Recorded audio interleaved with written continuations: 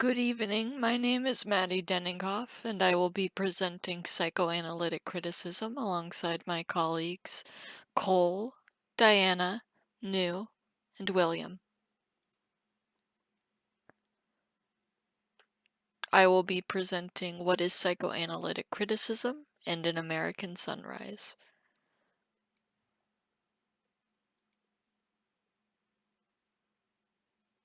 What is psychoanalytic criticism? Psychoanalytic criticism is a literary theory that relies on emotions and symbolism rather than logic and rationality.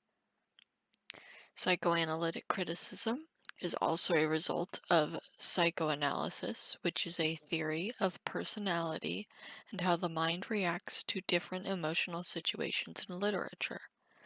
It connects hidden meanings and emotions to the different desires of a character in the story/poem.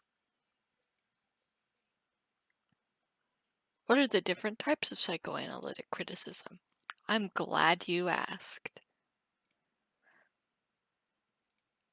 There are three different types of psychoanalytic criticism. The first type is known as Freudian criticism. It is known as the most dominant school of thought from psychoanalytic critics due to it being the work of Sigmund Freud. It is also the most popular. Freudian criticism is used to analyze characters from works of literature and interpret them as if they are real people. It is analyzed as if the literature is a patient's dreams being recorded or as an author's life history being put into fictional characters. The second type is known as Jungian and myth criticism. Its critics say that everyone shares a collective, but also individual, unconscious. The unconscious holds universal archetypes according to Carl Gustav Jung.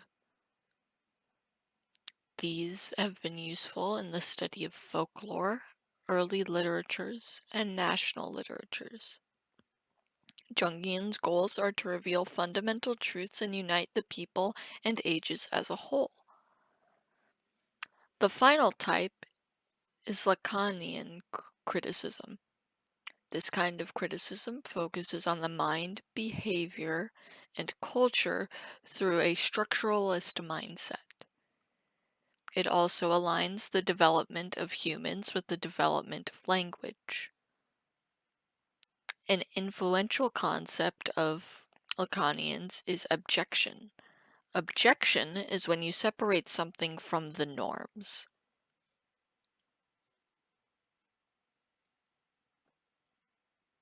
An American Sunrise.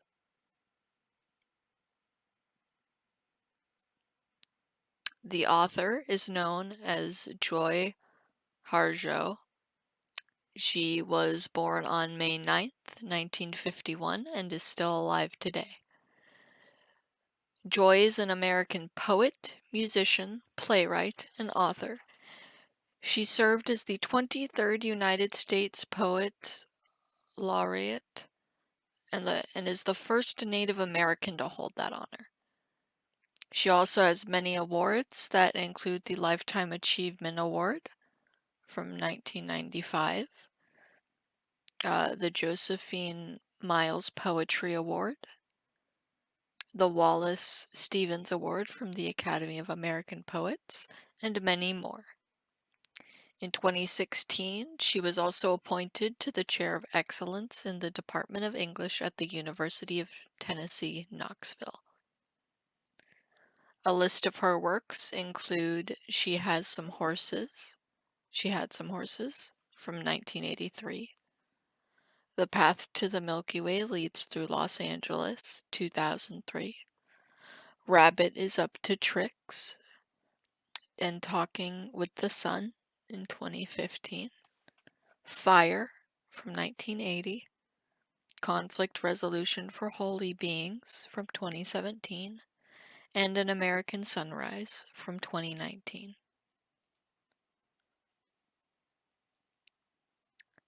About the poem. The poem, An American Sunrise, was written by author Joy Harjo in 2019. The poem uses different literary devices like first-person narrative, enjambment, alliteration, and metaphors. This poem has good psychoanalytic criticism through the use of the following. It uses we for most of the poem instead of I, which immediately sets a communal tone for the intended audience. It also sets up a tone of inclusivity rather than exclusivity. The we represents the Native Americans that have been displaced and oppressed over the years. The them in the poem represents Christians that call the Native Americans heathens and devils as a way to separate the Native Americans from themselves. This in turn creates a sense of otherness throughout the poem. There's also the use of we were surfacing the edge of our ancestors' rights and ready to strike that shows camaraderie between the Native Americans, especially when they say we are still America. We may know the history of Native Americans and how they were treated by our ancestors, but we will never truly know their struggles unless we are Native American ourselves. The way Joy describes how the Native Americans feel is truly enlightening because people who aren't Native American get to get a glimpse of what it's like for them and their everyday lives, especially with how it means to be how they've been oppressed and how they've been violently sent away and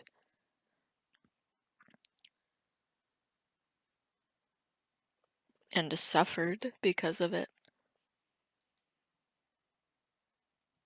And so I ask you these questions. What emotions are prevalent in the poem? Sadness, happiness, anger? Could be all three. It could be none of those. What could the author's emotions be when reading the poem or writing it? What about the readers? Finally, how does the poem create a sense of otherness? What words and literary devices does it use to create this sense of otherness? Hi, my name is Yuwa, and today I'll be talking about psychoanalytic criticism in the following poems. Caged Bird by Maya Angelou. About the author. Maya Angelou was born Margaret Johnson in St. Louis, Missouri on April 4, 1928. She grew up in St. Louis and Stamps, Arkansas. Maya Angelou is a poet, author, historian, and American civil rights activist. Maya Angelou worked for Dr. Martin Luther King Jr. and Malcolm X. She served on 2 presidential committees in 1975. President Ford appointed her to the Bicentennial Commission and later by President Carter to the Commission of the International Woman of the Year. In 1982, Angelou was asked to write and deliver a poem called On the Pulse of the Morning at the inauguration for President Bill Clinton. In 2000, she was awarded the National Medal of Arts by President Bill Clinton. In 2010, she was awarded the Presidential Award of Freedom by President Barack Obama, the highest civilian honor anyone can receive. Here are a list of few of her works. I Know Why the Caged Birds Sing, Gather Together in My Name, Singing and Swinging and Getting Merry Like Christmas, All God's Children Needs Traveling Shoes, Mom and Me. Today we'll be talking about The Caged Bird. The Caged Bird was written in 1969. Angelou makes use of many different literary analyses such as alliteration, repetition, symbolism, and irony. An alliteration that Angelo uses are sun and sky in stanza 1, rage and cage in stanza 2, thrill, still, and hill in stanza 3. A symbolism used in the caged bird is the oppression of African American society. The irony in the poem is a caged bird sings, yet a free bird doesn't sing. This poem is written right after the death of Martin Luther King Jr. This poem is a good example of psychoanalytical criticism because the caged bird in this poem stands for the oppression of blacks, including herself, that are devoid of liberty and basic human rights. The free bird represents the white Americans who are completely free. The poet portrays a great future and hope for the trapped bird.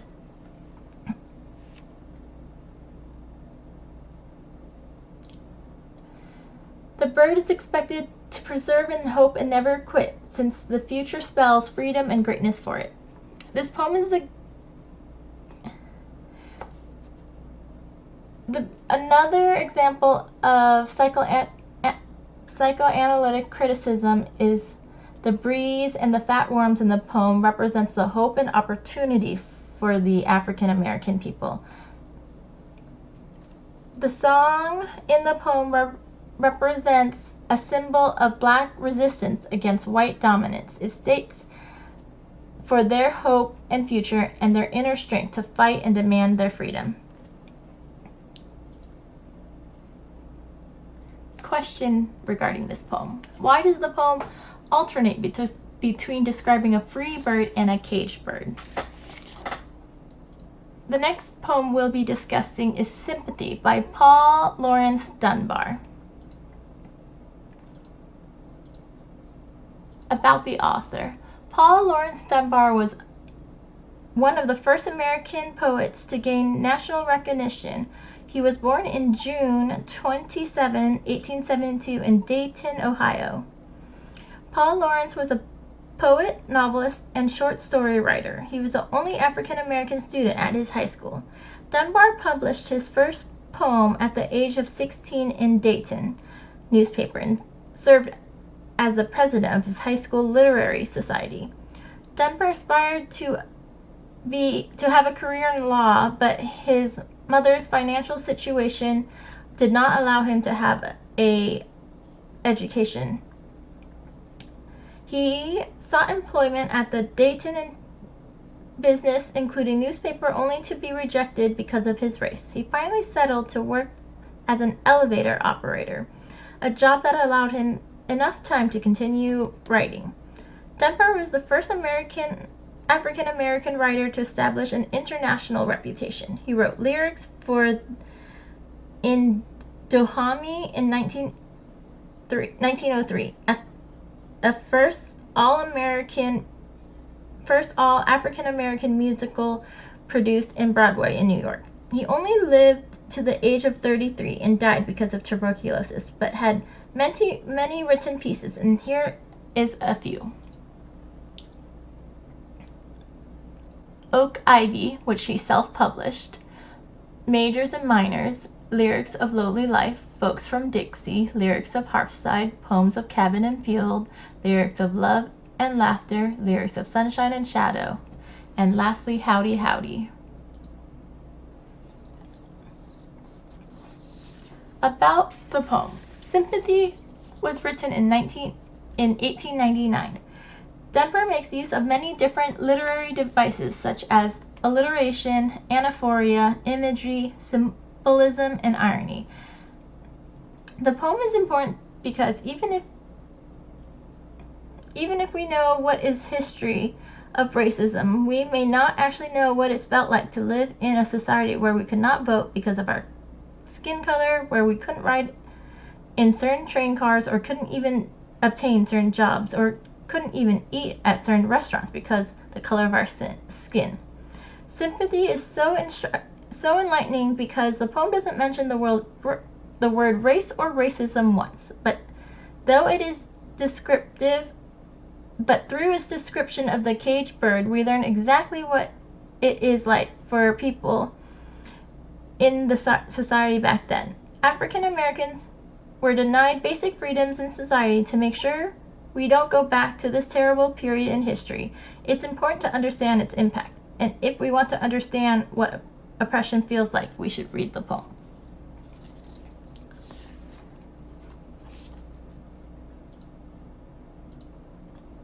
Question: what kind of impact do you think this poem had on its readers when it was published in 1899?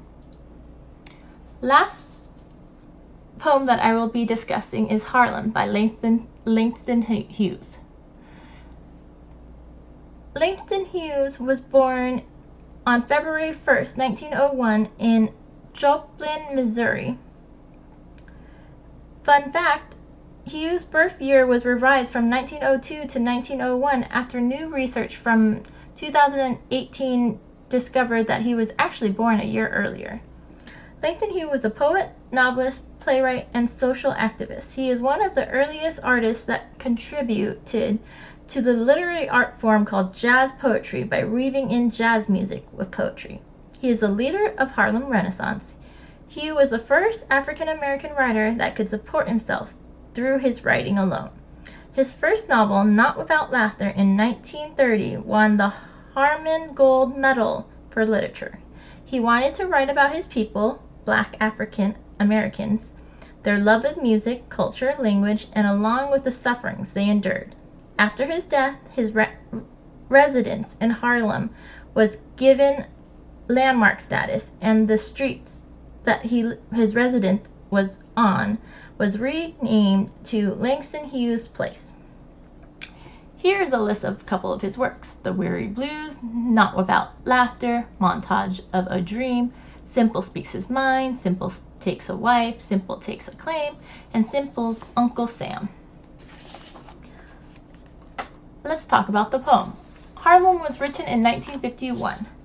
Hughes makes use of many different literary devices such as assonance, consonants, end rhymes, metaphor, simile, and rhetorical questions. For example, an assonance in this poem, the sound of the letter E repeats in verses. Do you stink like rotten meat? Or the sound of the letter O that repeats in the verse, or fester like a sore. A consonant was used in this poem when the consonant sound N repeats in verses like a raisin in the sun. The end rhyme of the poem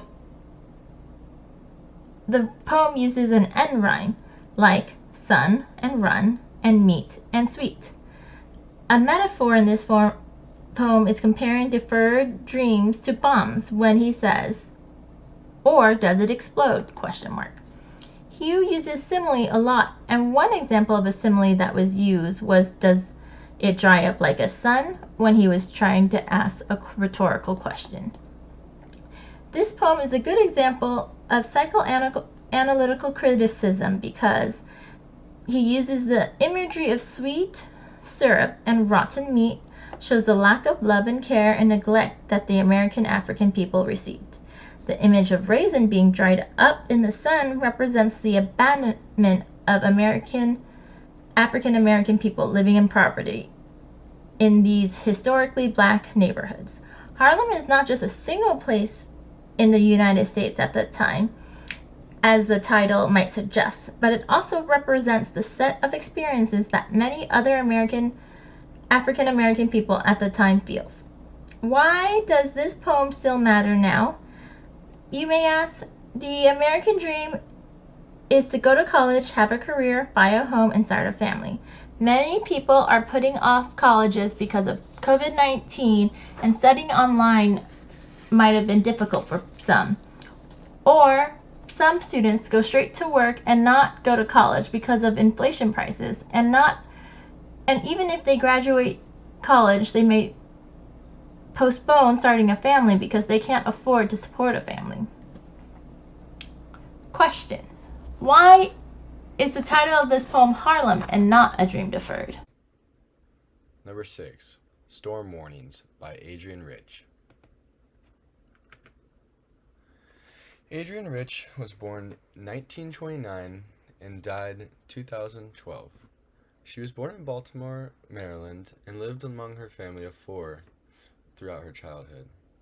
After she was married, she would move with her husband to Massachusetts, where she would start her writing career. Her career as a writer didn't really take hold until the 1960s, where in the 1960s it is seen that she receives many awards for her work. After moving once more in 1966 to New York, she became an activist for many groups. She was seen with anti-war groups, civil rights groups, and feminist movements, and created several writings that highlighted her political opinions. She was also a college professor later on in her life. Unfortunately, Adrienne died at the age of 82 from a form of arthritis. This arthritis is said that she had from the age of 22.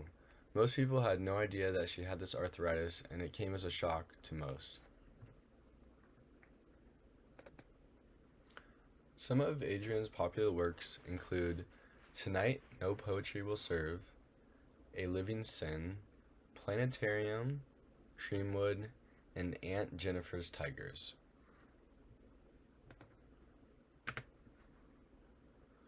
About the poem, Storm Warning. The poem, written by Adrienne Rich in the early 1950s, perfectly symbolizes psychoanalytic theory. Through a figure of speech used throughout the entirety of the poem, Adrienne focuses on individualistic emotions. The author is able to speak about how we as humans are subject to painful emotions from time to time, typically finding ourselves alone in thought. By describing an intense storm, Adrienne metaphorically speaks to how she feels like there is always external chaos within her life. A house is used within the poem to signify herself as well as her mind. The storm is consistent and brutal, slowly finding ways into the house as we read. The story states that windows break and shatter all over the ground. This is how she might see her life. This signifies how even in our safe place, alone in our minds, chaos is still able to slowly break its way in. Humans are continuously hiding from external conflict, as Adrienne tries to point out, and uses the damage to the house to signify the toll the storms will take on a person, as turmoil can never be fully avoided. I found this poem to be extremely interesting, as the speaker uses various different tones within the poem to illuminate for future events. This poem is also very relatable to myself, and I would assume many others. When conflict first arises, we seek comfort in our own home, attempting to weather the storm out. From the storm, we may accumulate some bumps and bruises, but I believe we are always able to build back better. Build back better and be able to be more prepared to weather the next storm. Question: do you seek shelter in your mind? Number 7. On the Sonnet by John Keats. John Keats was born 1795 and lived a short life until 1821. John was born in London, England, to his mother and father, as well as John had 3 siblings. He had 1 sister and 2 brothers. Before fully devoting his life to writing poems, John was a small-time surgeon as well as worked other oddball jobs. By 1817 is when Keats gave up everything to pursue a career as a writer. He had been practicing writing before this, but never had the courage to fully leave everything and pursue his passion. Shortly after John made a trip to visit Scotland in 1818, he began to feel the symptoms of tuberculosis. And in 1820, a year before his death, Keats' greatest collections of poems were released to the public. These poems were met with great appreciation, as many of the poems were very, very good. In 1821, a year after his last poems, Keats had a brutal battle with tuberculosis. But this time Keats would not win, and he died in Rome with a close friend by his side. Some of Keats' popular works include Endymion, Hyperion, Isabella, La Bella, and Diam Sans Mercy. About the poem On the Sonnet. This poem, written by John Keats, dates back to the early 1800s, and therefore was written very traditionally. I say very traditionally in the sense that poems nowadays are very, very diverse, but back then, mostly sonnets and small, intricate rhyming poems were the only things you would find in the poem world. This poem is written as a sonnet, but in this work he does not follow the traditional rules that many follow when writing one. He writes a 14-line sonnet instead of the traditional 12-line, as well as has an unconventional rhyming sequence. While reading this poem, one is able to identify the anger and spite in which the sonnet has been written in. In frustration of critics bashing him and his works, John made this sonnet to basically punch back. This poem was written with a lot of emotion, as John knew the backlash he would receive after the release. His impulse and irrational writing of the sonnet would leave him very unfavorable to many critics until many years after his death, where people were able to take a step back and understand how important this poem was.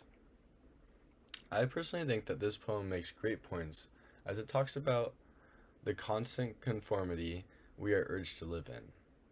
John speaks about breaking out of that conformity, literally and figuratively, as in the creation of his 14-line sonnet that has odd rhymes, he is breaking conformity. Question: do you struggle to break out of social conformity? Hamlet Act 1 by William Shakespeare. William Shakespeare was an English playwright, poet, and actor. He is widely regarded as the playwright in the English language and the world's greatest dramatist. William Shakespeare's exact birthday is not recorded. William Shakespeare was a Baptist on 26 of 1564 at Holy Trinity in Stratford-upon-Avon. His birthday is celebrated 3 days earlier on April 23rd. His plays have been translated into every major living language and are performed more often than those of any other playwright. He remains arguably the most influential writer in the English language, and his works continue to be studied and reinterpreted. Other works from William Shakespeare, most famous ones known as comedy errors, Julius Caesar, Macbeth, Merry Wives of Windsor, Midsummer Night's Dream, Much Ado About Nothing, Phoenix and the Turtle, and Romeo and Juliet. Number 9. The New Colossus by Emma Lazarus. Emma Lazarus was born on July 22nd in 1849 in New York City. She was the fourth sibling out of 7. Lazarus was brought into a Jewish group on the Portuguese plummet. As a Jewish American writer and activist, Emma Lazarus was quite possibly the earliest fruitful and vocal Jewish American creator, and her work was respected and adulated by her counterparts. Her promotion for Jewish outcasts and her case for production of a Jewish country were likewise important for what made her short life so effective. As Lazarus kept on composing, she utilized her sonnets and articles to stand in opposition to abuse of Jews in Europe and developing enemy of Semitism in the U.S. She freely declared her way of life as a Jewish writer and supported for Jewish issues globally. Her dad, which his name was Moses, was an effective Jewish sugar shipper who made specific specific his kids got like the best instruction. Like he just made sure that all his kids were in shape, like in a line, like and got the best instruction possible for everything. Lazarus and her kin considered with private mentors and took in numerous delicate dialects, including German, French, and Italian. Emma Lazarus unfortunately did die, though with a short life, unfortunately. She died from cancer on November 19th in 1887. And at the top right here, there's a list of poems that she also has made, which were pretty popular and which made her boost her fame even more and get an even bigger following.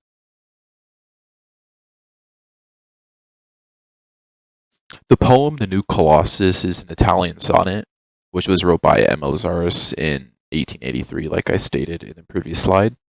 It helped raise money to construct the pedestal which the Statue of Liberty today stands on top of. The poem was written in a way so it can compare to the Statue of Liberty to the Greek Colossus of Rhodes. And since they compared to the Greek Colossus of Rhodes, that's how it got its name, the New Colossus. In 1903, the poem was cast onto a bronze plaque, which is located on the bottom level of the